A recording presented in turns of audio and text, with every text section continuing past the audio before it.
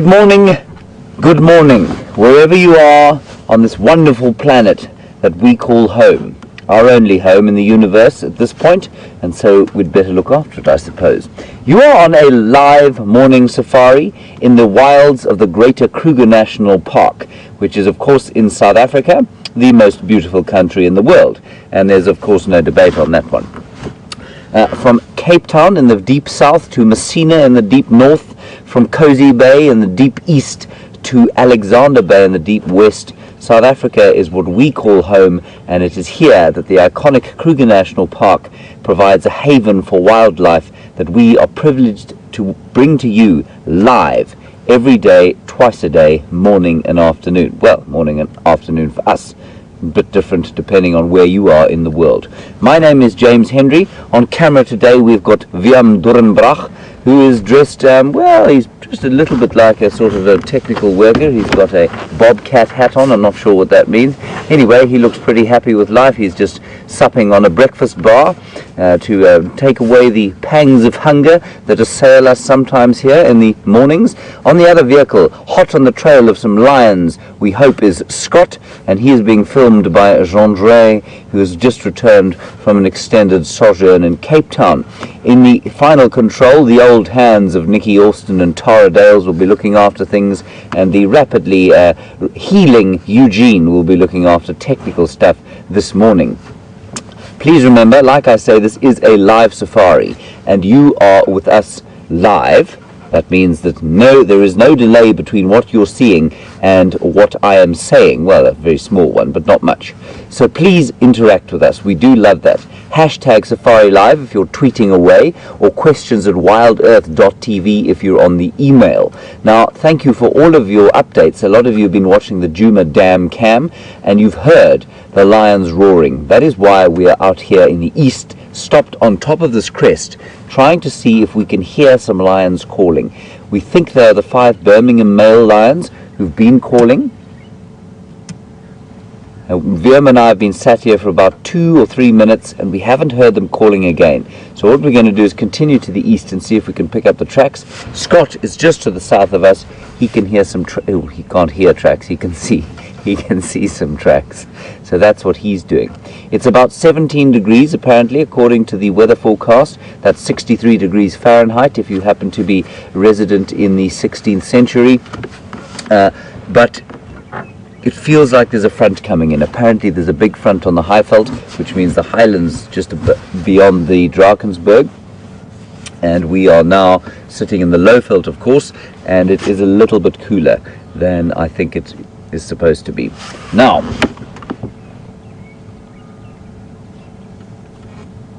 just keep listening for those lions. I'm just going to I don't want to move, I don't want to start the engine yet because we won't hear them. So I'm going to give you a quick update on some more information we had about the lions. It's going to be quite quick, so concentrate, get your game face on, and here we go. 5 male lions are trying to take over this territory. Young males, probably about 4 years old, and they're trying to take over this territory. They're taking it from 2 big male, experienced male lions of about 10 years called the Matimbas. They have gone south into Mala Mala. Yesterday, they did attack a female from another pride called the Styx Pride, a young 2.5-year-old female. They didn't kill her. She's okay. We don't know why they did it. Right, that's the update there. Then, we do know that these 5 young male lions have now killed 3 lionesses. They have killed 2 from the Nkuhuma Pride, and they've killed 1 from the Styx Pride. And the most recent one was 2 days ago. They killed her. They were lying all around her, apparently, and they bit her, and she died right next to them while they were sleeping next to her. We don't understand this behavior entirely. We've been postulating various things about it, so we don't really know. That's the state of things right here. The Styx Pride at the moment consists of 2 breakaways, the 2.5-year-old females. 2 of them, one of whom was attacked. They're okay. They're sometimes with the rest of the pride, and sometimes they're not. The rest of the pride consists of 2 10-year-old females and 1 6-year-old female. It was the 1 6-year-old female that was killed. The other one still has 1 cub, and they are with the Matimba males on Mala Mala. So that is a semi-stable situation. How long that's going to last, I can't tell you. there is a huge amount of male lion activity going on at the moment. There are 3 other young males coming in from the south called the Sparta males, coming in from Londolozi somewhere. There are 2 males called the Styx males. They're now coming into about 4 or 4.5 years of age. About 3.5 to 4 years of age. They're looking pretty big. They've got big manes. They're definitely the offspring of the Matimbas, and they're looking pretty good. Why they're still here, why their fathers haven't thrown them out, we don't know. There's also Junior. Junior, and I was chatting to a couple of the guys yesterday, is now starting to get very large. He doesn't have a full mane yet. He is the male of the Nkuhuma pride, but he's not the pride male. He is just born into that pride. He hasn't been thrown out yet. So it's all up in the air. It's all rather exciting. And the last pride that we have, of course, is the Shumungwe pride, which comes on to the north of us here on Biffle's Hook. That's 3 females and 1 young male. Knows what's going to happen with them. So it's all very exciting. The books will tell you one thing. The lions, of course, don't read the textbooks, and so there's a huge amount of activity going on. I can't hear any lions now. Bevan, can you? No. Right. So we're going to carry on to the east slowly, see if we can pick the tracks up. Scott is in the far east, just checking on our far eastern boundary. Just remember, if you are perhaps a first-time viewer, we're sitting on a piece of the western Kruger National Park called the Sabi Sands. It's 60,000 hectares. There are no fences between us and any of the other properties here, but we are only allowed to traverse about 1,500 hectares. So the animals can come and go as they please. We obviously can't cross those boundaries. So that's when I say we're on a boundary, no fences. So not a boundary to the animals, but to us and our human property laws, there is a boundary. Right, enough yakking away from me. I've just tied myself up with my microphone. Let's see what we can find. And like I say, you're welcome to ask as many questions as you like about the lions. We don't know exactly what's going on. We don't know exactly why they're behaving like they are. But please, let's have a discussion. Let's talk about it. And let's see if we can figure out what the behavior is and how it's going to turn out.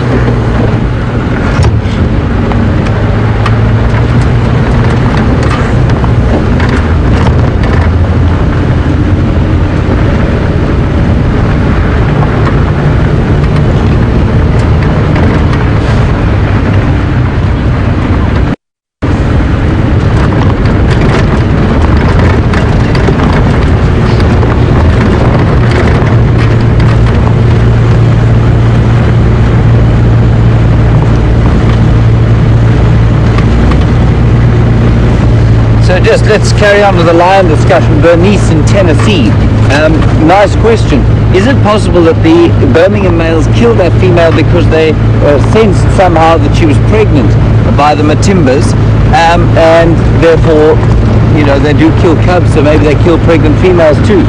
Bernice, I think it's not a bad thought. I just don't think it's likely because it doesn't make evolutionary sense. Remember, we're going to talk. You've got to think in terms of what is overall success for the species. What would create the most success? And that kind of behavior wouldn't. So I don't. It's not impossible, Bernice. The other reason I'm saying I don't think it's likely is because in this area there seems to have been, in the last 2 pride takeovers, well, not pride takeovers, male coalition takeovers, there has been a lot of killing of females. There definitely are all pregnant females. So I don't think that's what it is, but it's an interesting thought. Thanks, Bernice.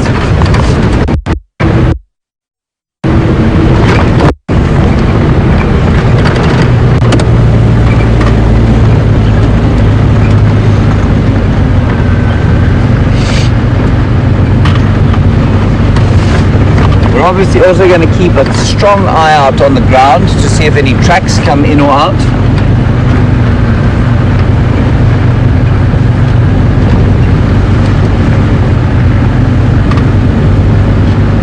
Right, I've got Scott on the radio. I'm just going to quickly talk to him. Go ahead, Scott.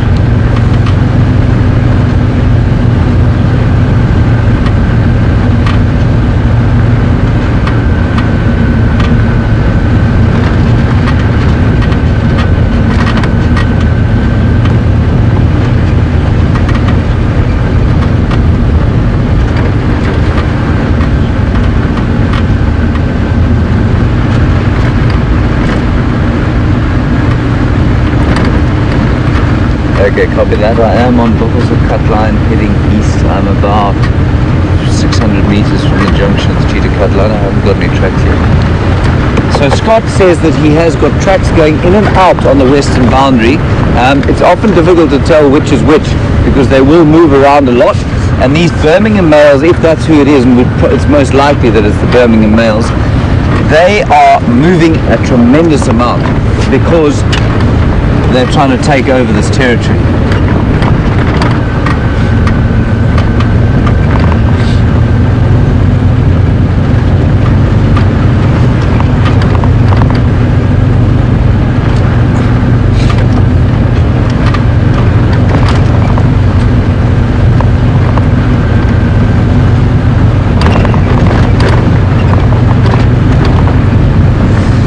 So, John, in California, you've posted, or you've seen the video of that Cheetah Plains posted. Cheetah Plains is a lodge just south of here, another reserve where they do sort of ecotourism, and they've posted a video of one of the large Birmingham boys facing off with Junior. And John, I haven't seen the video, so I don't know what to make of it.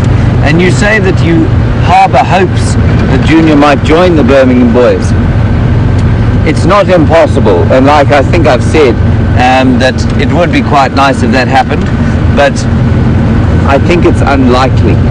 But who knows, it may well. I'm definitely going to go and have a look at that video when we get home. Thanks, John.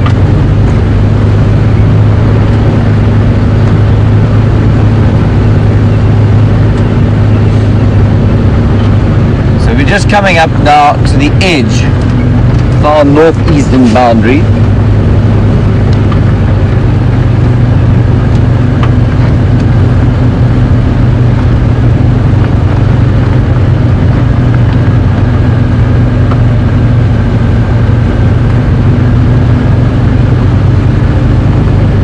So, I'm going to stop up here again and have another listen.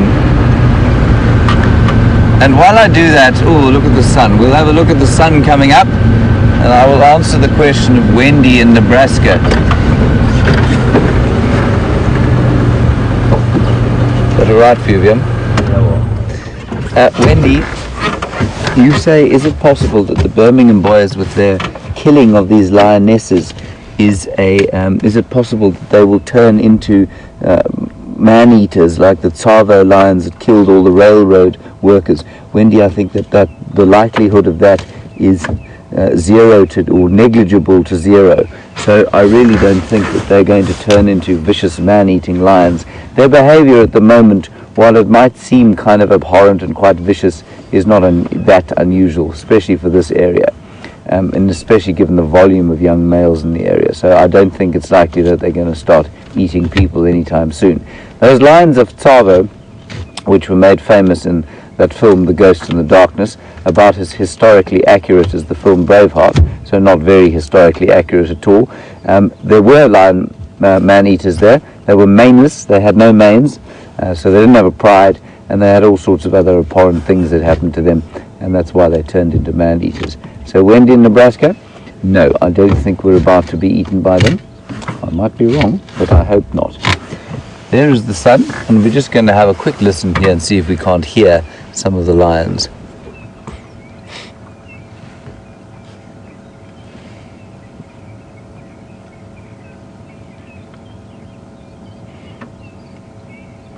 Beautiful. It's so special that we get to see that every day. Every day the dawn chorus just gets slightly louder as we move towards, today's the 1st of spring, of course. 1st of spring. Bye-bye winter. Don't come back too soon.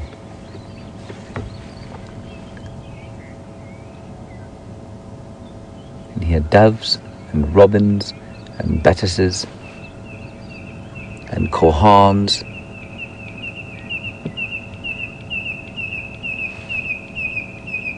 That's a corhan you can hear, a red-crested corhan. And they have been totally silent for the winter.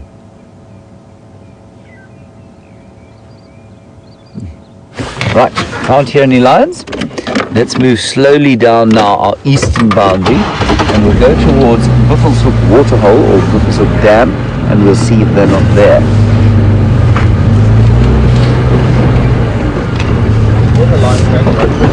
There's a lion. No, there's a lion.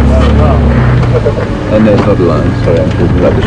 Sorry everybody, there isn't a lion there. You've got a track. Where's it going? Where? Sort of behind us. Is it a fresh one? So Viam has spotted a track. I thought I spotted a lion, but I didn't. I spotted a tree. Viam, I think that's from yesterday when they went into Buffelshoek. So we're going to carry on down here. Although, yes, there is a lion track here, but it's been obscured by animals that have been wandering about in the night, and so I don't think it's a very fresh one. But we're into the area now where we thought we heard them calling this morning, so we're going to drive slowly. We'll probably stop a few times and listen, and Scott is on some tracks.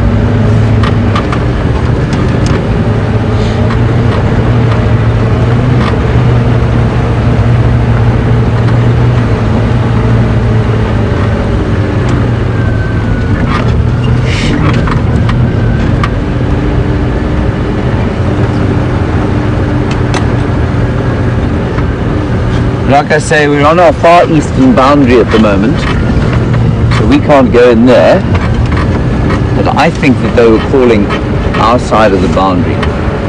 They will move a little bit at this time of the day.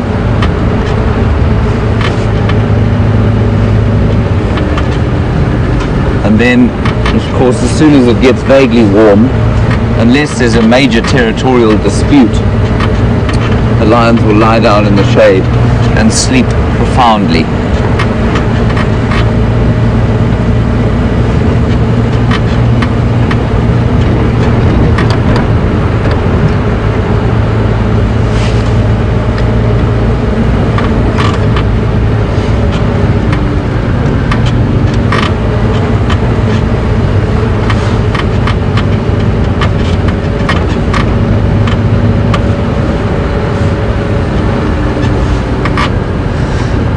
So just a question on the Matimbas and what their sort of deal is.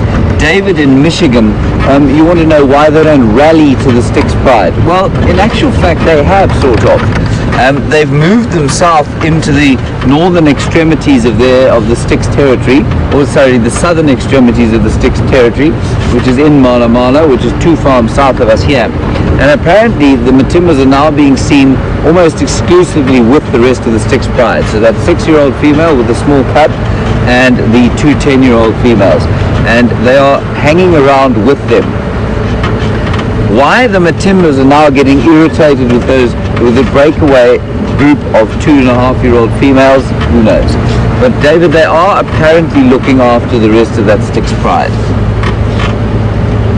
And absolutely there will be an element of them being chicken. You say, are they being chicken? Well, yes, there will be an element of that, absolutely, because they're up against 5. It's 5 on 2.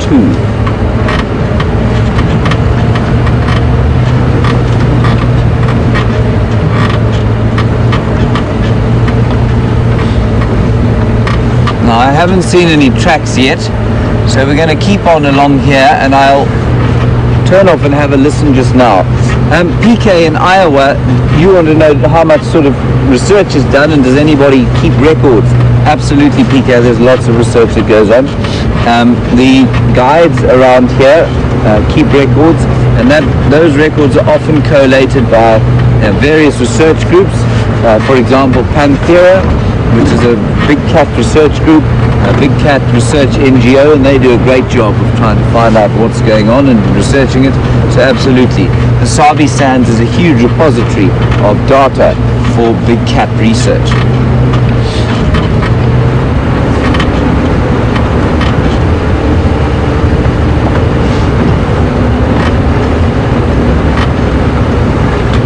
Some kudu up ahead, but there's a nyala over here, which I think is going to be a bit more interesting.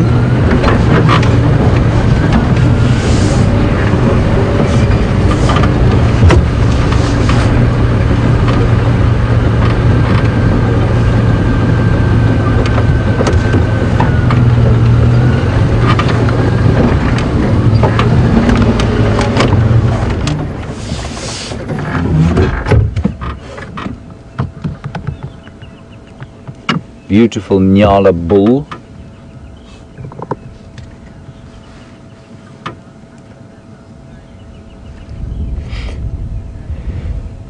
So while we look at that beautiful Nyala bull, who clearly is not looking particularly alarmed and therefore unlikely to walk into 5 male lions who would devour him in seconds, Amy, in Wisconsin, you make mention of the fact that the lioness that was killed by the Nkuhumas last month was investigated by the Sabi Sands. Absolutely. It was killed on Torchwood, which is just over there, and they will do autopsies on lions for various reasons. They probably did some genetic research, like you say. I think they also probably did quite a lot of research on the lymph glands to check for TB and that sort of thing, and the effects of what TB is having on the lions. Then Arcadia, you say that the Arathusa guys say that that female was pregnant that was killed, the 6-year-old Styx female. It's absolutely possible she was mating with the Matimbas, and so it's quite possible that she was pregnant. I am not convinced that's the reason that they killed her. It's not impossible, but it doesn't make sense. It makes absolutely no sense from an evolutionary point of view, but then again, it doesn't make a huge amount of sense that they should kill any lioness from an evolutionary point of view. So I'm not really sure what's going on there. No one can tell whether that female was pregnant or not. She definitely had been mating. She had been mating only about maybe 2 or 3 weeks before she was killed, and so to be able to tell whether she was pregnant or not, we don't really know. Right, here we go. Just going to listen.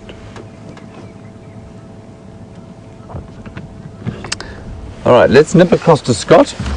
He is in this area. I'm not sure how he's doing, so we'll get an update from him, and I will chat to you in just a little while, hopefully with some good luck.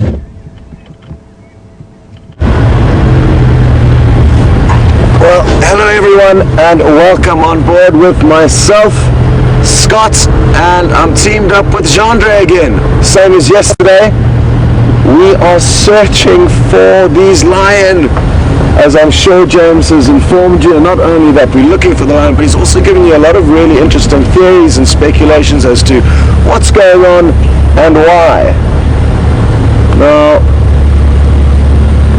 it's really exciting stuff, looking for these lion, and I've got a feeling they could be somewhere close by. I'm really looking forward to James getting to Buffelshoek Dam, because there's a chance that they could be there. Failing that, we'll just have to keep trying, keep searching, keep looping around, hopefully get them, calling them, because that'll be very easy. It will make it much easier for us to pinpoint exactly where they are. We heard them calling from camp, as I'm sure James informed you, but that was quite some way off and difficult to pinpoint exactly where.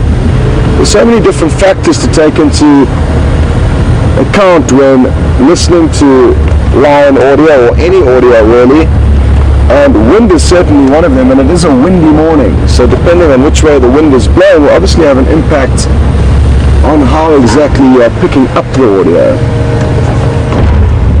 The good news is there's not just lions out here, there's lots of other animals, and while we search for the lions, we can take time to enjoy everything else that's going on around us.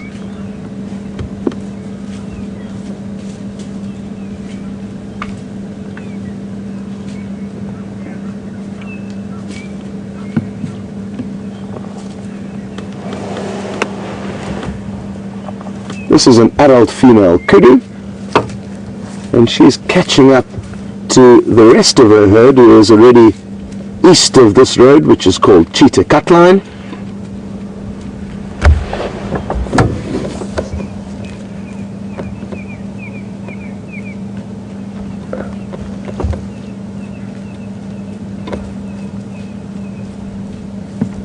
And while we sit here and enjoy this sighting, it's important for us to try and keep quiet as much as we can, or at least listen as much as we can for any clues or signs of what may be going on around us.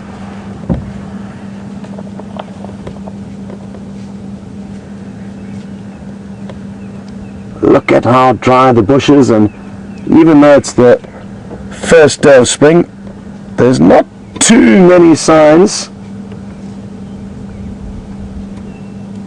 Look at that, beautiful into the sunrise.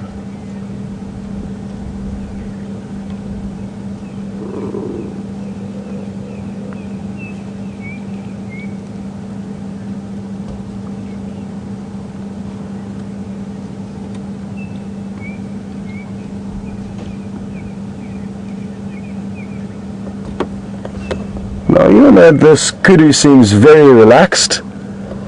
It's not to say that the lion aren't close by. Often when lion are vocalizing, it gives the antelope a heads up, and it allows them to almost drop their guard because they've got a good idea of where they may be in relation to where the audio is coming from.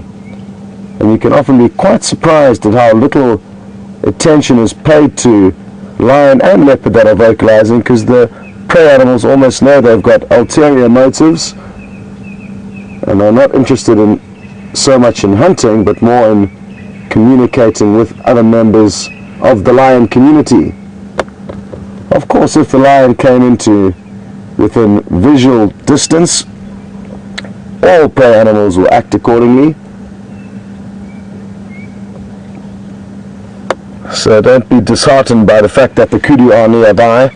So could the lion.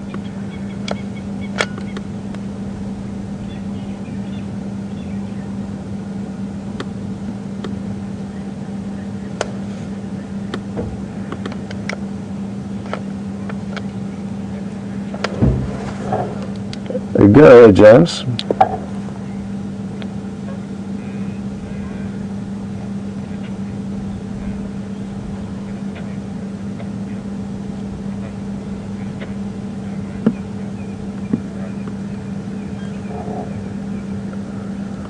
Okay, copy that, James. Sounds good. The last tracks I had looked like they had continued north in the block between Cheetah Cut Line and Drakensberg off Central.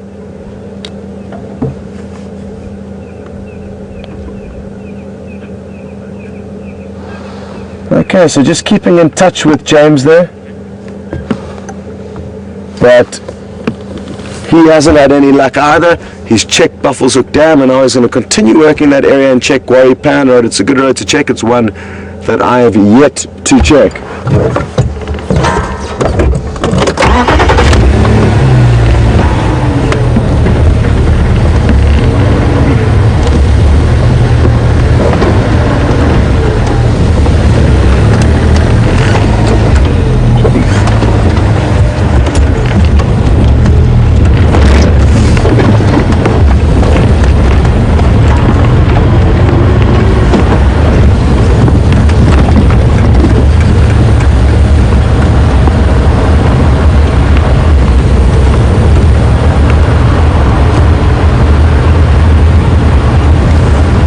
So,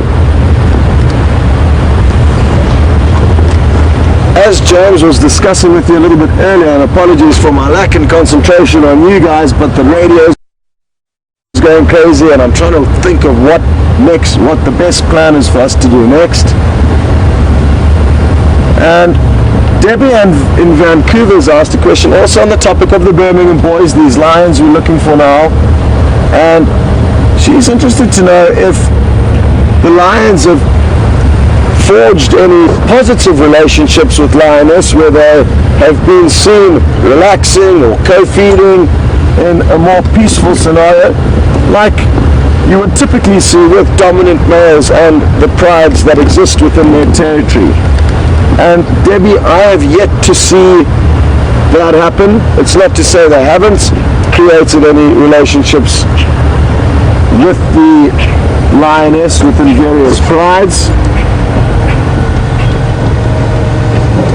Franklin and I just heard alarming. It's a strange alarm call that they let off when they are not too concerned. It's either a Franklin or a lilac-breasted roller. Oh no, it's a lilac-breasted roller.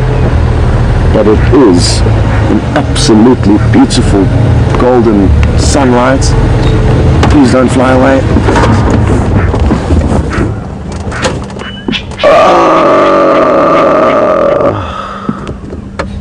There it goes.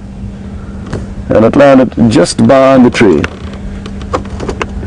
where we couldn't see it.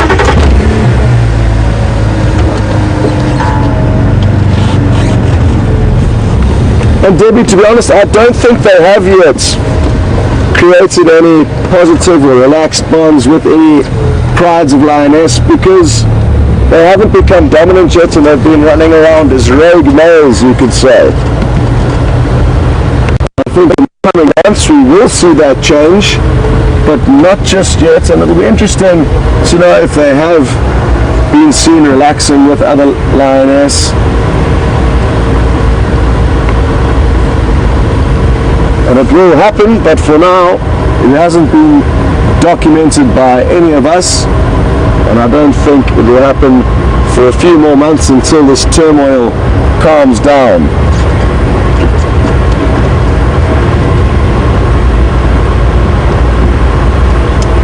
So now I'm going to head in the opposite direction of the action and see what happens there for now.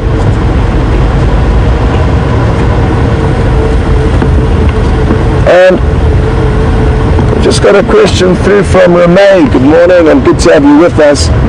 And they've asked whether we think it's because the Birmingham boys are inexperienced with lioness that's causing them all the killing and what's going on. And it's got nothing to do with inexperience.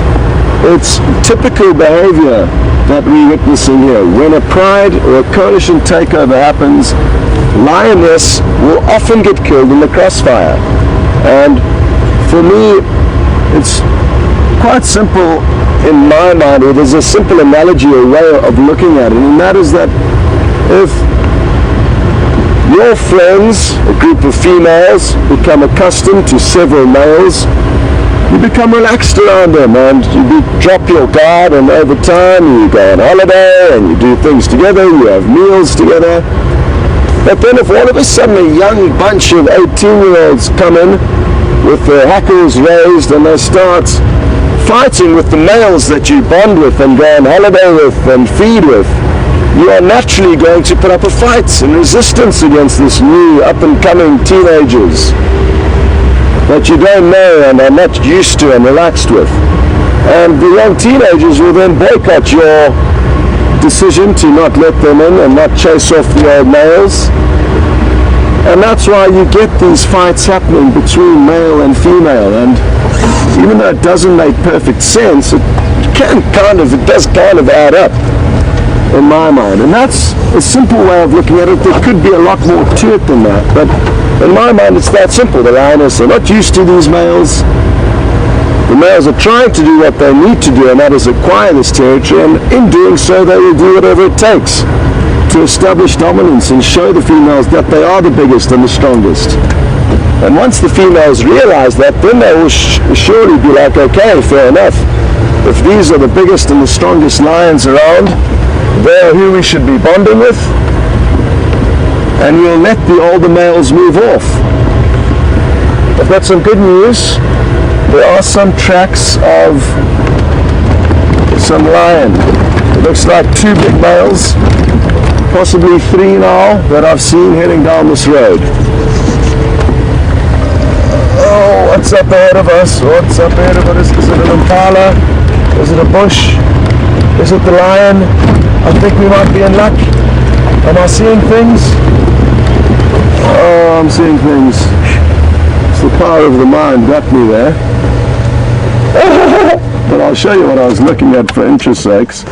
It's some orange bushes up ahead.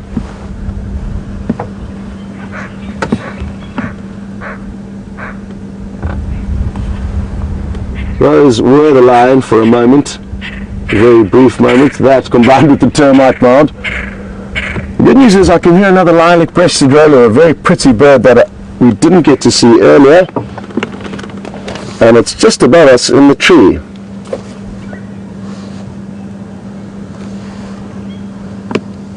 Now all those lion tracks disappeared when I was looking ahead so excitedly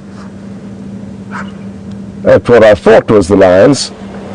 I didn't see which way they've headed. Not the prettiest call from such a pretty bird, is it?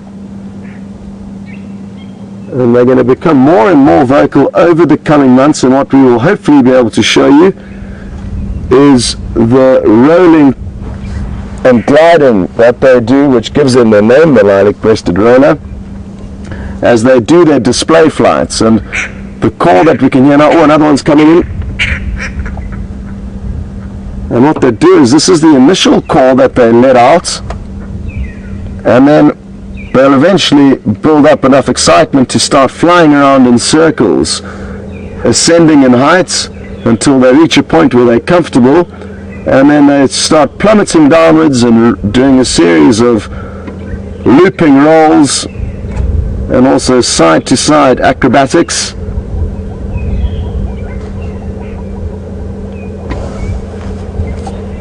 James is just getting a hold of me on the radio, so I'm just going to chat with him quickly and also update everyone on these tracks. Go ahead, James.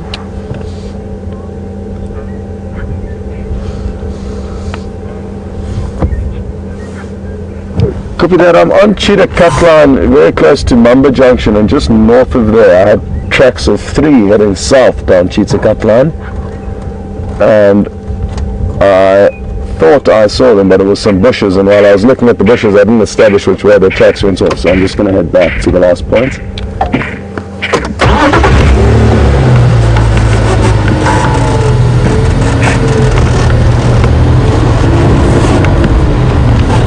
Copy that, good idea.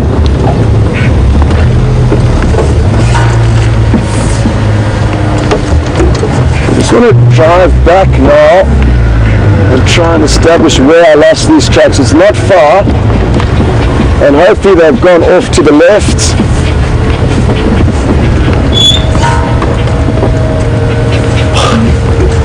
Lilac-breasted roller is teasing me. It's just flown up and did a tiny little display, but we will show you that in the future when the time is right.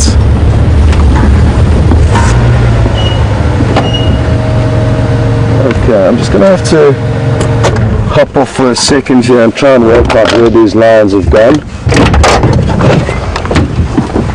We've got like I said, they were coming south down this road towards us.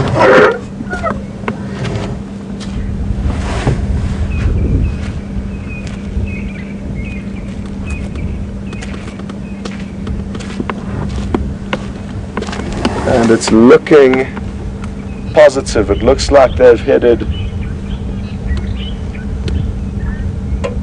into Djuma, not out of it.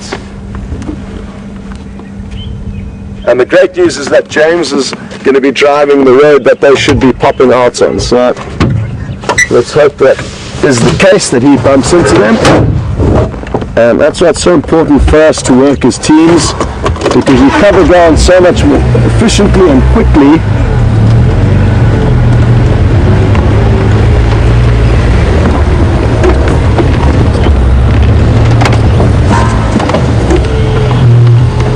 James, it does look like they're west into Djuma, just north of Mamba Road.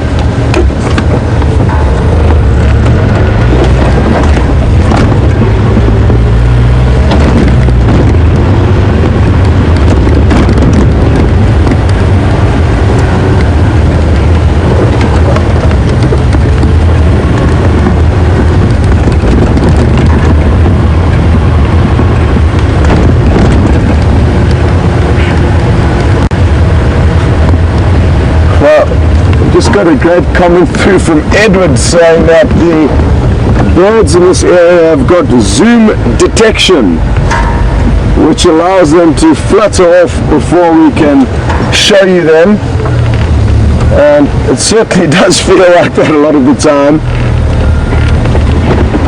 It'll be interesting to do a clip of all the times we stopped and tried to show you birds, because we could probably make a 1-hour documentary on the failed attempts.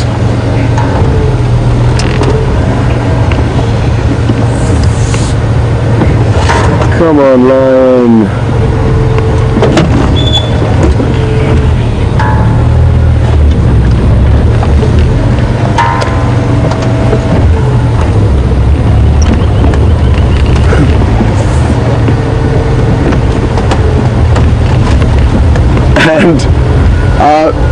must apologize for getting all of you excited earlier when I thought we had found the lion.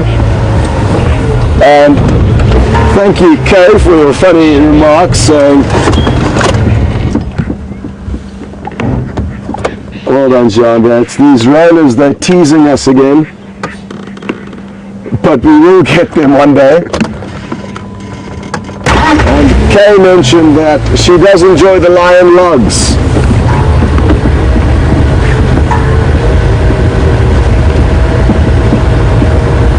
The tricky thing is that even though these lines were vocalizing earlier, which certainly has helped get us into the general area of where we think they are, or were, more importantly, and that's what I'm getting to, is that if they were on the move, and especially with the ongoings at the moment, with the takeover in place, they could be moving very, very big distances, very short spaces of time.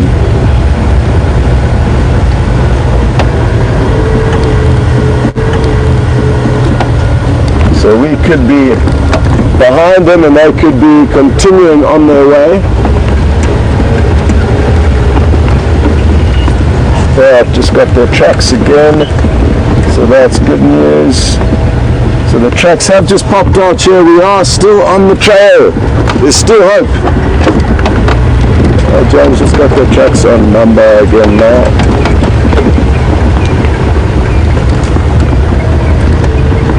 Very good, very good. Okay. Where are they going to go at this next road junction?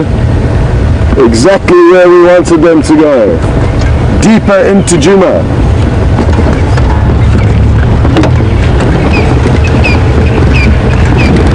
As they continue west on Manda from Drakensberg.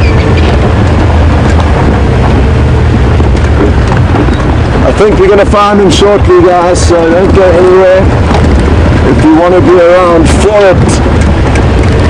And it is a tricky area that we're getting into now. If they stay on the road, naturally it will be easy to find them.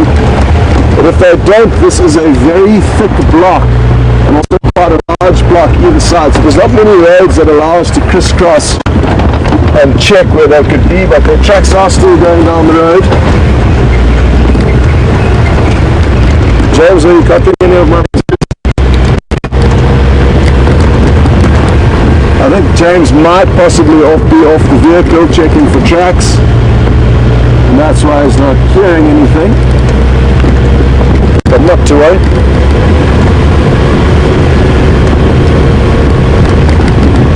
So we go again.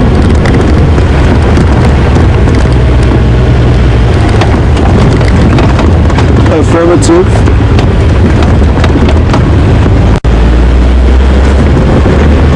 I think what's happened is, like I said a little bit earlier, just before we found this most recent set of tracks taking us down this road, is that these lines are on the move. And where we heard them was further east, and now they're moving further west. I'm fairly confident if we had have heard them from where their footprints are here, we would have known that it was further south of the camp, not east, where we initially headed to search. Copy that, James, sounds good. Our track's still going west, approaching the right now.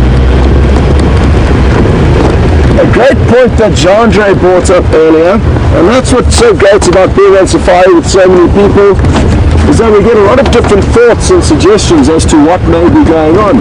And Jandre said earlier, when we had tracks with only 2 males, he said, what if it's the Matimba males? And of course it could very well be the Matimba males, because this is still their territory.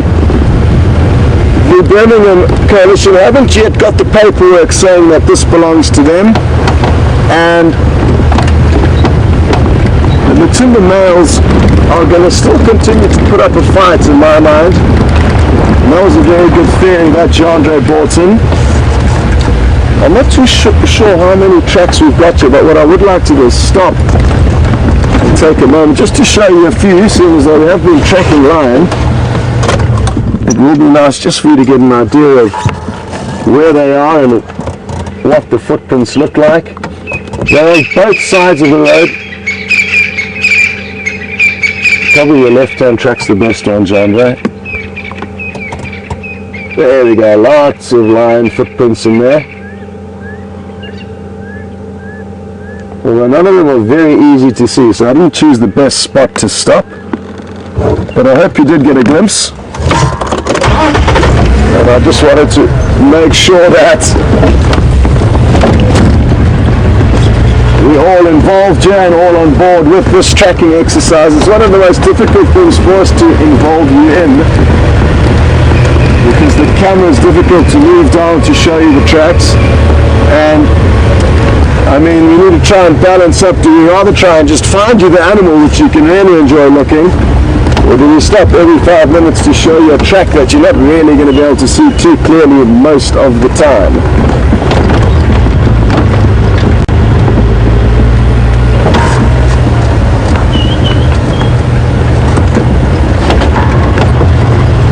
Okay, straight through the Mulwati riverbed.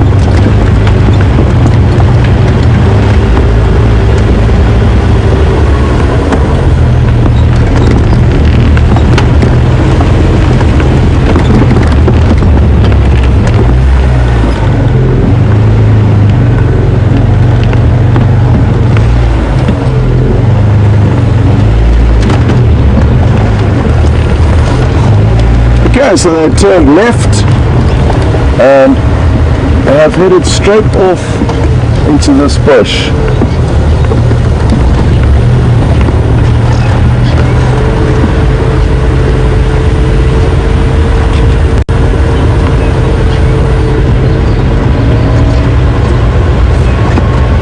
Well, hello Mischian in Dallas, and thanks for sending your question through. Mischian is in will the Birmingham boys try and sneakily and slowly take over this territory when they confront the Birmingham coalition, or will it be quite forceful?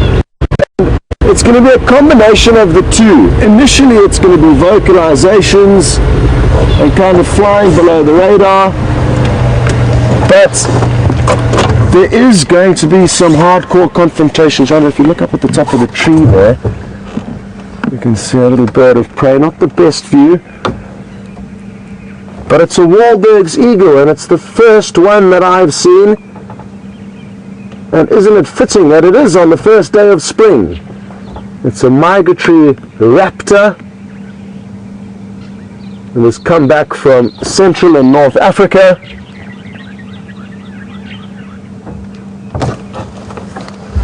Just going to update. You can see a little crest on it, said that's a distinguishing feature, but not the best view. We will show you more as the spring and summer unfolds. James tracks across west over Twin Dams, just north of Elephant Skull, basically as they cross through the Mulwati on Mamba.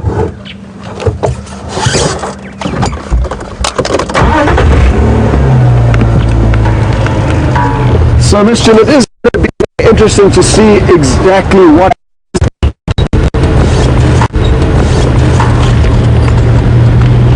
affirmative. That sounds good.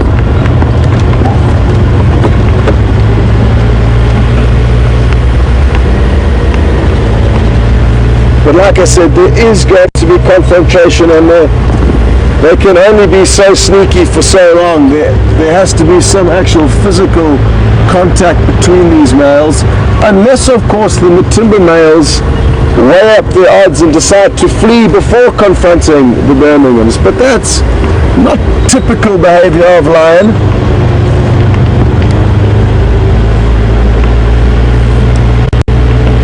So now what I'm expecting is to find their tracks popping out onto this road shortly. They have been veering ever so slightly south, but mainly west.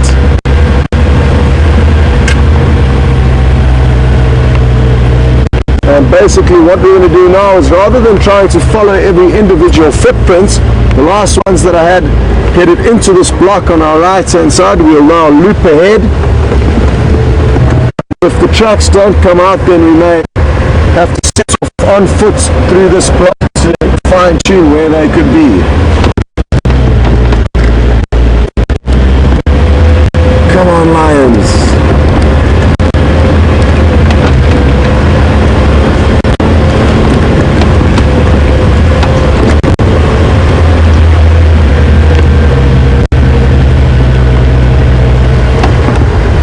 Here they are. Tracks have just got back onto the road. Awesome.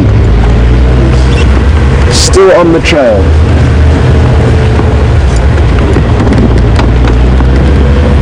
And Mischiev's just asked what's likely to happen with the Birmingham boys and possibly meeting up with the Matimba males. And now Joanne is interested to know what would happen if Junior came up against the Birmingham boys. I think Junior would flee for his life. It's 1 against 5, and even if Junior was the biggest male lion on earth, he's up against 5 others, so he really does have the odds stacked against him. Now, the last tracks veered south and east off the road we just come on. As I said, they've popped onto the road, they then popped off, and we should find them crossing this road somewhere here in front of us. And the good news is they may be heading to the Treehouse Waterhole. Although they don't know this area very well yet, maybe they remember drinking there in November last year. Closest water point to several buffalo that they killed in a very short space of time. And we just keep James updated. James, their tracks did cross over Elephant's Skull briefly and then south. And we're just checking Weaver's Nest down onto Treehouse Road.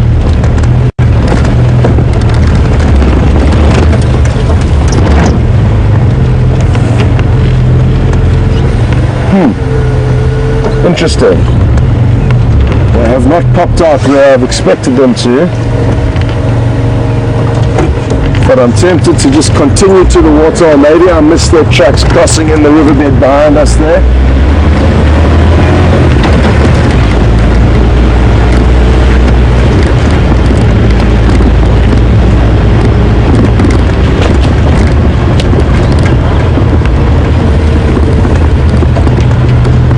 So, we are getting closer and closer to these lions, I hope, unless they're running in front of us. Then we'll never catch up with them. But we're going to send you back to James's vehicle. There is a strong chance that he may find him before I do on the road that he's heading on south of us. Still on the search with us. So why don't you go and see if you don't get lucky with him, and I'll be sure to let you know if we have any luck our side. Copy.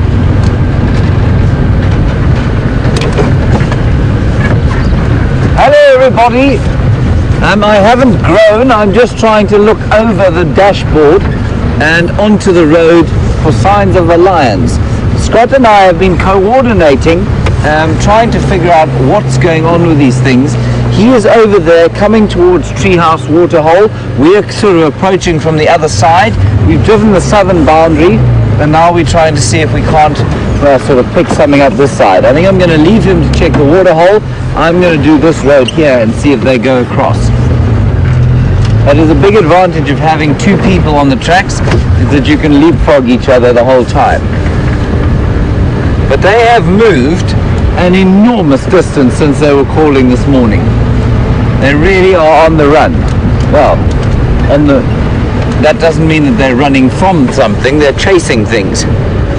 No other lions. Well, you know what, the Nkuhuma Pride was around yesterday somewhere, and so perhaps they've got wind of them, and that's now their next target. It's all rather interesting.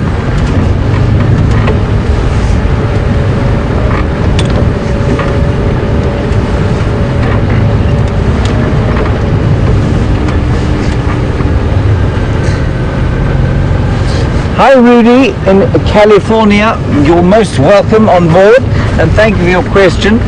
You say, do they tend to move in one direction or do they move all over the place? Rudy, when they're on territorial marking, they absolutely do walk in one direction, and very definitely you can see it happening. When they're on the hunt, they don't. They tend to kind of spread out and meander like that, so their tracks are a little bit harder to follow. And then when they're doing what they're doing now, trying to take over territory, they get wind of something. So let's pretend that maybe Junior was calling last night. I don't think that was the case, but if he was, then they'd make a beeline straight for that sound, and they'll move enormous distances very quickly, and they become quite difficult to track. So I mean, we heard them less than an hour ago. They were calling, or maybe an hour ago, and they've now come all the way from the eastern side across to, we're almost on the western extremity of Djuma now.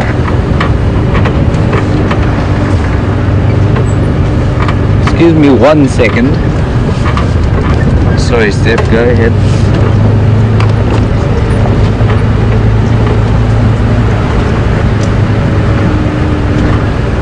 Oh, look, not a lion, but it is interesting. This is the second time we've seen this in 2 days.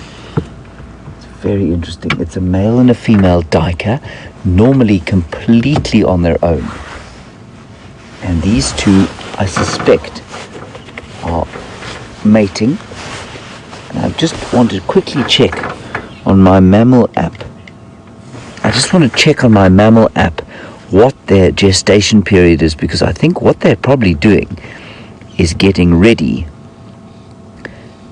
to perhaps have a baby during the good rainy months. Just going to quickly check if I can find.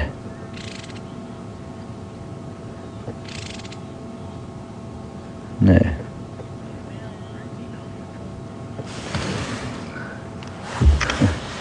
As you can see, the female doesn't have horns, and what you can see is she's actually a bit bigger than the male. It's an unusual situation, but with the smaller antelope it does happen.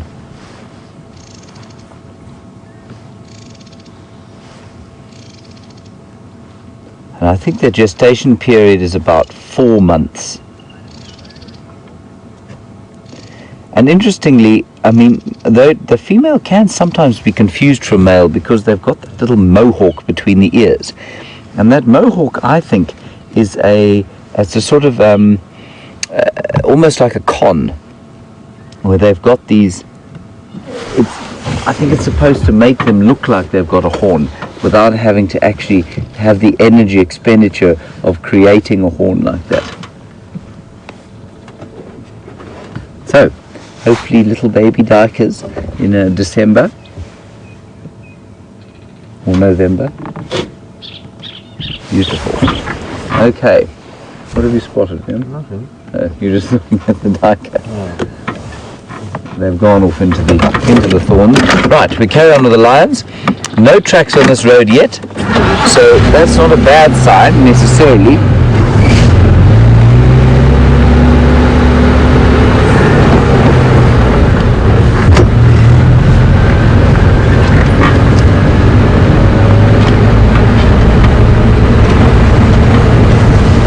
Quickly talk to Scott so we can coordinate. Scott, you got me?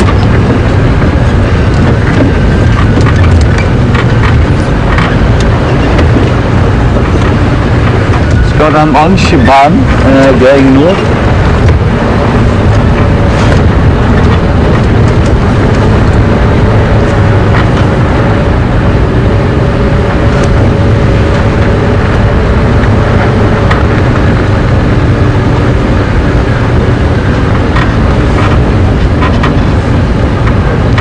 That I'll keep you posted. Nothing coming out here yet. I'm nearly at the monster.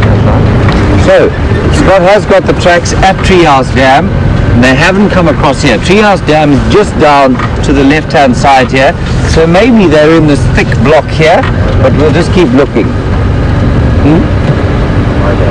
Right hand. Oh, to the right hand side here. Sorry. Thank you, Liam.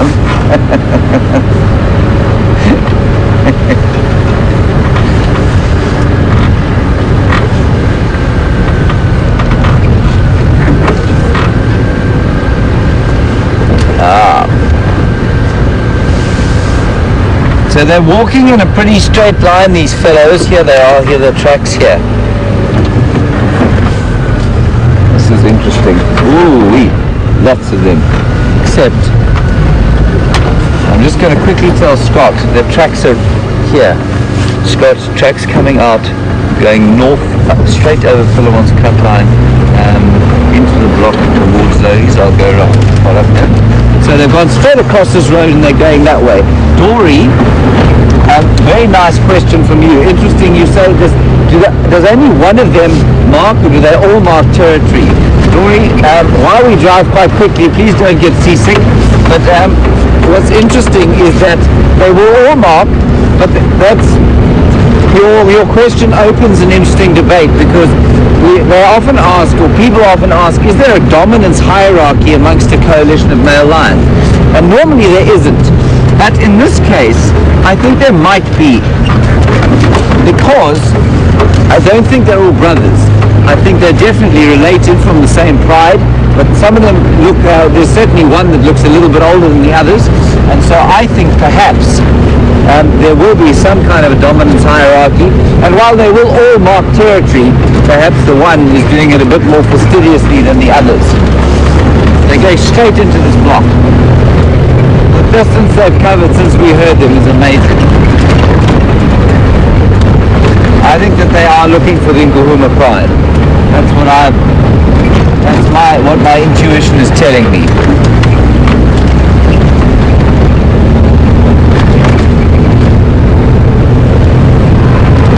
So they're heading north, they have been heading west, perhaps we'll head them off on the next road up here.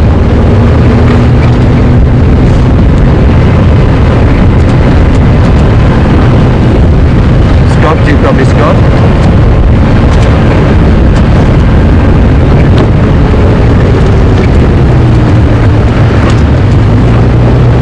Scott, sorry, I did radio you. Tracks head straight across Philemon's cut line. I'm going around via Rebecca's today. I don't know if I'm going to go the other way around.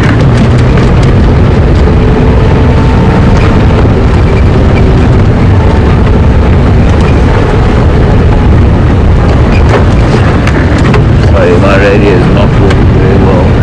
Yeah, I would suggest you take fins. I'll go take it.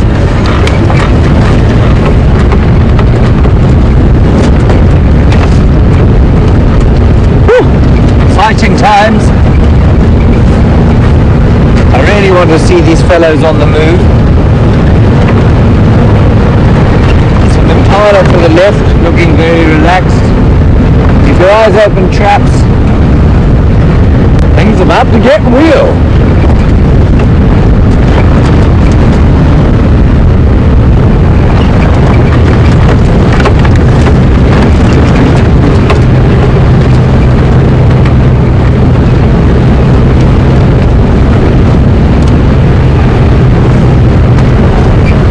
Right, now we're now getting into a position where they're coming towards us.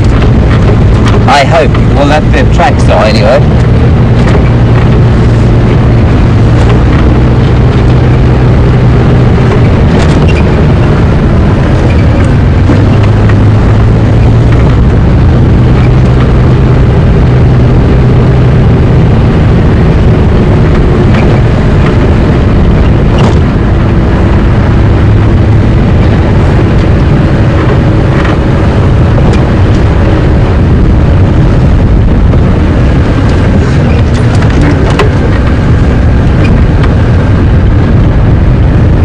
So, Djuma, thank you for your comment that the lions are flying. Well, they're certainly low flying. They're going at some speed. And then, Amanda, you have made the comment that during a coalition takeover before, you definitely did hear of lions being killed in this area. Absolutely. When the Mapocho Pride coalition took over in 2008 or 9, I think it was, they killed a lot of lionesses. Many. In fact, they wiped out one pride entirely. We don't know why, and that's why when we've been talking about whether or not that Styx lioness that was killed was pregnant or not, I don't know if she was pregnant. It's very likely that she was, but whether she would have been showing or not, I don't know. But I don't think that was the reason that they killed her. And so, Amanda, it's not unusual for lions to be killed, and certainly the males will kill each other. But I think what I don't understand, or what nobody can explain to me, is why it is that the males kill the females. There are lots of theories, and I don't buy any of them at this stage. Right, they're coming straight across here. So we need to be very careful now. See if the tracks don't pop out.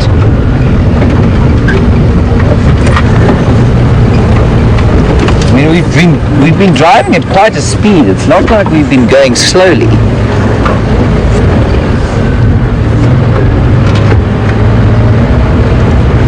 Here they are. Well, that's one. That's not a big male though.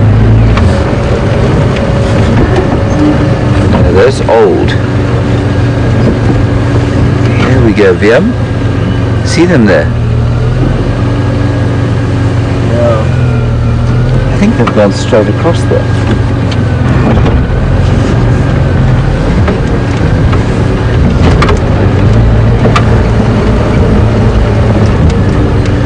Okay, we're going to, Scott is coming up this road, so we're going to loop around the other side now. Get hold of him quickly. Scott, come in, Scott.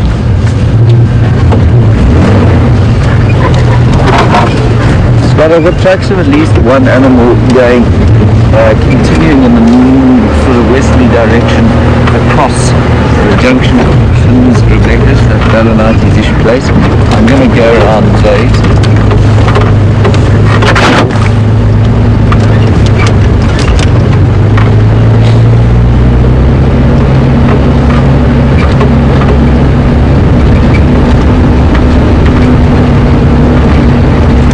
Okay, copy that. Okay, I'll go there.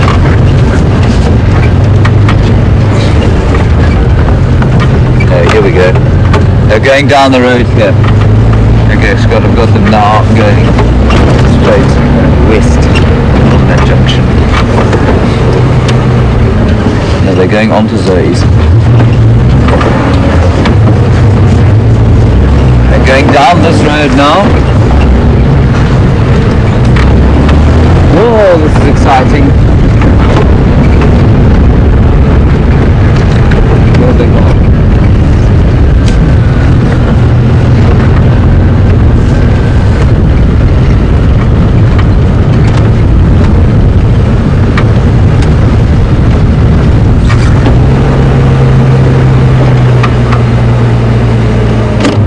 The tracks are not on the road here anymore.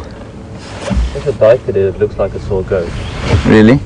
A driker that looks like it's a ghost.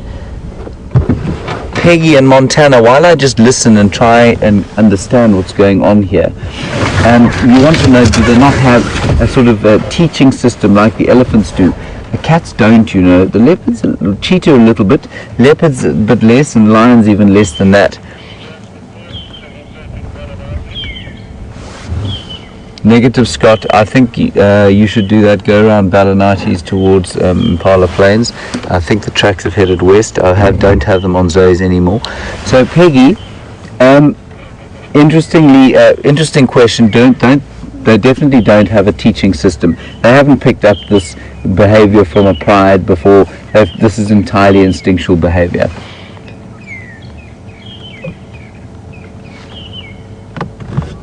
So there's Scott is actually just behind us. We've leapfrogged each other, crossed over. He's going to go around that way. We're going to go around this way, and let's just see what we can come up with. These lions are moving at a great speed. I can only think that they're looking for some I don't know, territorial fight. And I suspect, given that we are now in prime Kahuma territory, that's perhaps exactly who they're looking for. Not sure why, or at least I'm not sure how they'd know they were around, unless those Nkahumas were calling last night. But lions will be very careful of calling if they know there's a coalition takeover happening. And just to reiterate, and this is again, while I enjoyed the film tremendously, I do find myself correcting the biology in the Lion King quite regularly. The males are not part of the pride. The pride consists of the females and the babies, and the males form coalitions, and those coalitions will have either one, or in their coalition territories, which are distinct from the pride territories, will encompass either one or more pride territories. So when we say, to use the term pride takeover would be completely incorrect. It's not a pride takeover, it's a coalition takeover. There's an impala looking slightly distressed. I want to see if it's alarm calling. I parked you right behind the bush there. There we go. He's just staring up in one direction, but he's not alarm calling at all.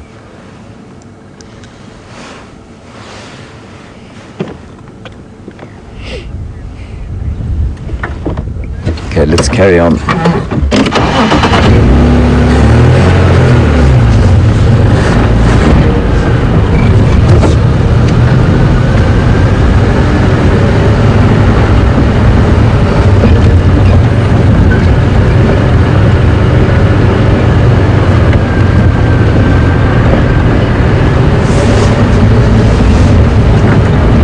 So, Dodie, nice question, and it's an important one.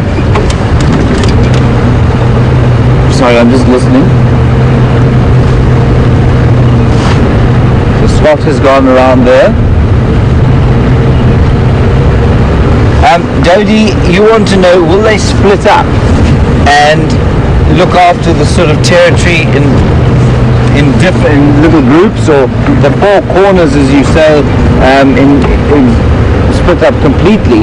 Dodie, I think the most likely thing is that they will split up into 3 and 2.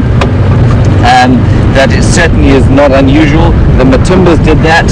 There are still 3 of them north of Manuleti, and I mean, one of the things we were chatting around the fire last night was, if they come back, those 3, if the 5 Matimbas were to meet up again, these Birminghams would be in a lot of trouble. I think that those Matimba males are 2 of the biggest lions I've ever seen. So certainly size-wise, were they all to join up again, those Birminghams would be in for a very nasty surprise. So most likely that they will take the territory, split up and look after sort of half each, and like the Majingalane coalition does in the west of the reserve, when they are in trouble, when they call, they come together and they sort of move around together. Just going to get a quick update from Scott. Scott, any luck that side?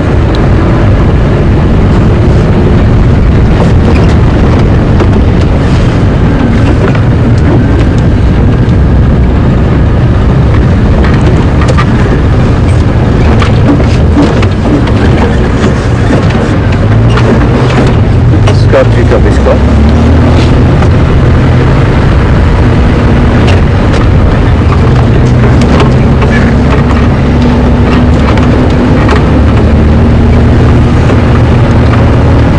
I've got a suspicion that these chaps are just going to keep going on to Arangusa.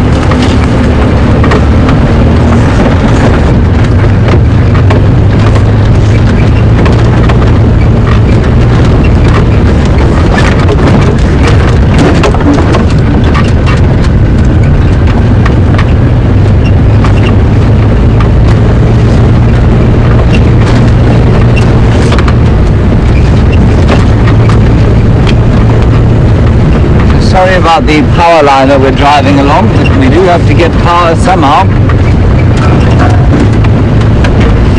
The most wonderful wilderness experience, but I suppose humans are part of the wilderness.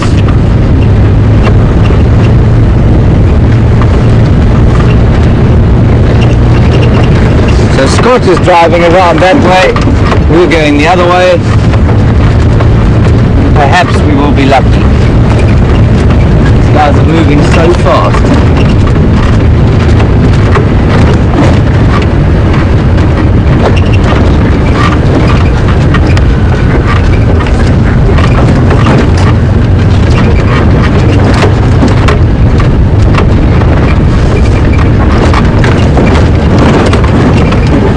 Sorry about the bumping, everybody. This is a fairly nasty road.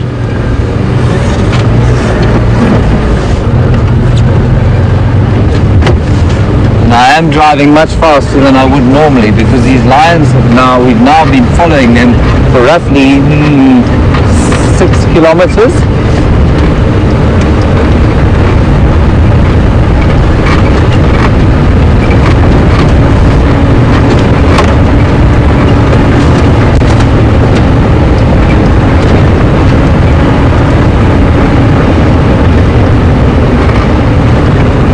We need to check around here.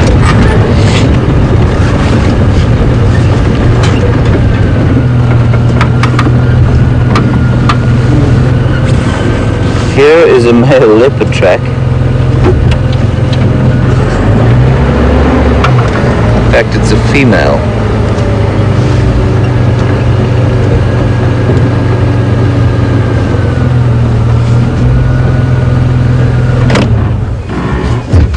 Take a breather here and see if I can't hear anything. Let's get a quick update from Scott. Scott, do you copy, Scott?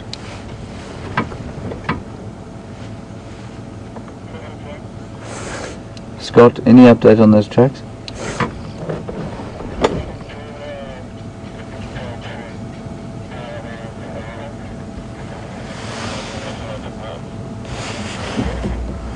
Okay, alright, I'm on Impala Road, Power Lines Junction. Should I come south there?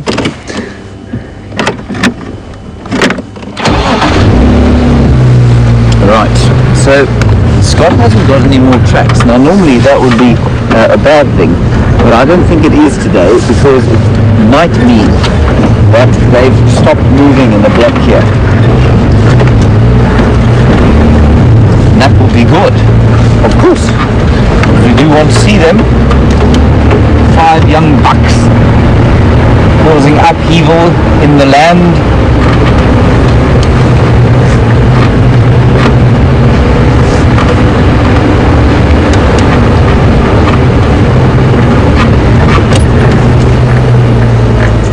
Alright, we're going to nip across to Scott quickly and get an update from him. I've just found some more tracks of what looks like a female, but they're old. Okay, so we're going to carry on. We'll link across to Scott. He's in this area too, and I'll see you just now.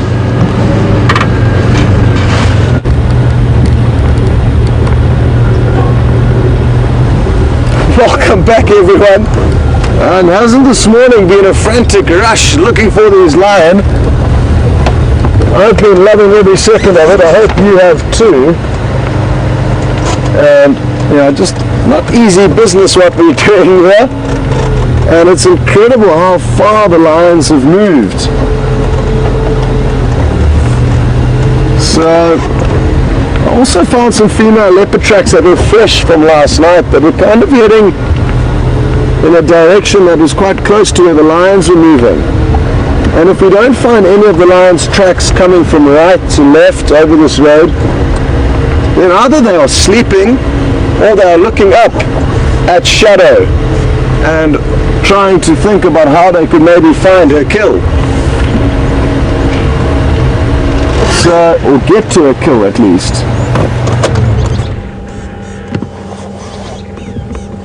There's birds and squirrels alarm calling off to our right. So basically what could happen now is we could either bump into a female leopard, in all likelihood Shadow, and if we don't bump into her, we could bump into the lion. But imagine if we bump into both of them together. It's not unheard of, and it's quite possible that maybe she's made a kill. And now the lions, like I said, are waiting at the base of the tree, wondering how they are going to steal her kill. James? We're going to have to go and refuel before we carry on. Hello everybody again. I'm at a loss, but they haven't come across here. No, they haven't. And I had tracks of a female just before you get to the clearing. She headed north and west. I was just saying maybe they've picked up her scent, maybe she was lucky and she made a kill. Failing that, they've completely missed one another and we've missed all of them. But I don't think we could have missed these tracks. Yeah, I don't think we've missed the lions. Like James says, it's going to be close to impossible for us to miss these massive dinner plate sized footprints crossing the road. But hasn't it been interesting how far they've moved? It's incredible. I mean, we heard them, what, an hour ago? Yeah. Unless, of course, and I mentioned this earlier, Jean-Andre came up with a great analysis or theory, and that is that, who knows, maybe it's the Matimba males. Yeah, could be. Or both of them are in the area. Because we haven't seen 5 moving together. No. Very interesting. All right, good luck. James? We'll see you or not. Okay. Good luck. Like James says, he's at a loss for words, now I'm at a loss for words. The tricky thing that we're encountering now is that basically, if the lions are in this block, it's a big one, and it's going to be difficult to continue searching, at least with you guys involved. So we need to probably think about who's going to walk through this block first and try and see if they can find the animals on foot. It's far more effective searching in the blocks when you don't have roads to drive along. On foot you can move far quicker and also listen to all the signs of the wild. So unless it was open where we could shoot in and check some areas quite easily with the vehicle, our best option is going to be one of us getting in on foot and fine combing through this area. It'll be interesting to see how the Birmingham boys react to us on foot. I haven't actually tracked and found them on foot before, so that's something that we can look forward to experiencing. Each individual lion or coalition or pride of lion will respond differently to humans on foot. And even though they may have general trends, the majority of the time lions will run away from us. They're very scared of us. But maybe the Birmingham boys are a little bit different. Old tracks of the lioness here from when the Nkuhuma Pride were last seen.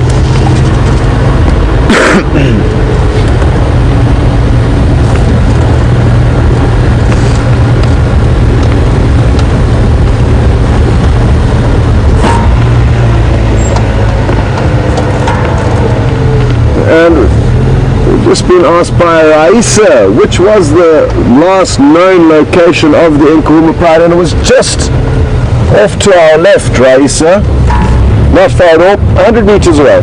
So right here, and then from where they were sleeping, that was not yesterday, the day before in the afternoon, they moved down to our right and followed the Power Lines Road and then crossed over Vuyatela axis. So they're heading in that direction to the east of where they were last seen 2 days ago. Now what I'm going to do is I'm going to check further around. Now the road that James just drove along is called the Power Lines Road, and it's going to be very difficult for him to, it would have been difficult for him to see tracks of those lions crossing that road. So I'm going to extend the search a little bit further just to make sure we know they are still here and they haven't looped ahead of us.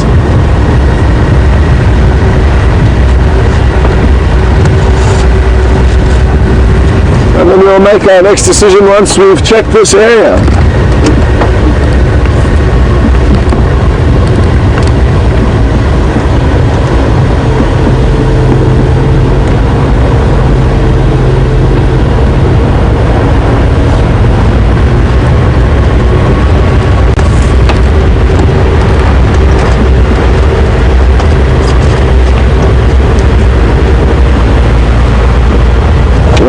I certainly haven't been involved in an adventure like this for quite some time on Safari Live, and it is a little bit different to what we normally experience. So if it is your first time joining, we usually aren't racing around as frantically as we are, and we will very often stop and show you things along the way, but it hasn't really been the case this morning. But that is life on safari.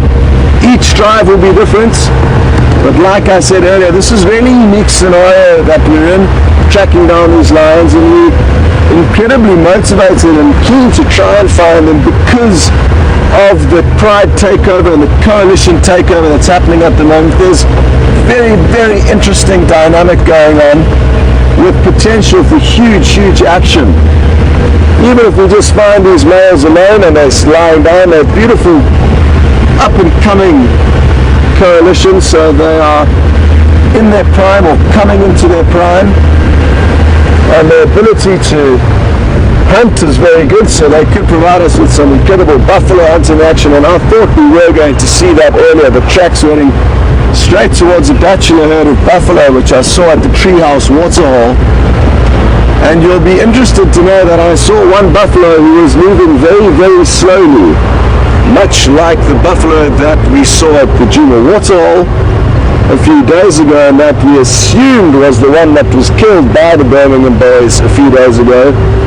But it may not necessarily be the case, unless of course what has happened is that there's several buffalo that are beginning to really weaken as the dry season starts to have its effect on them. There's not much food around,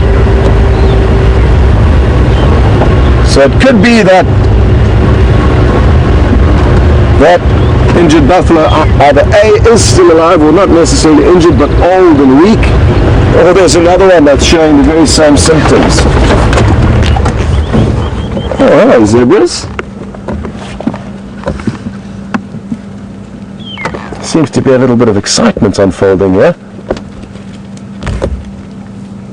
And watch and listen closely as they do take off. They will often flatulate. Oh no, I think I've just seen a zebra with a bit of a problem, but we'll get to that later. It's got a bit of a limp.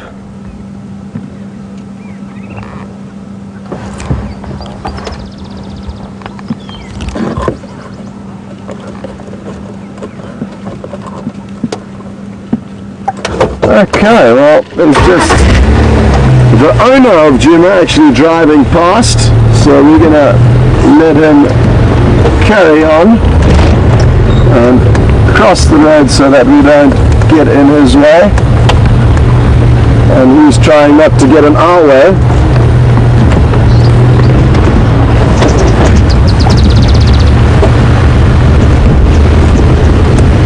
And I am going to go back to the zebra. I just want to loop ahead here quickly.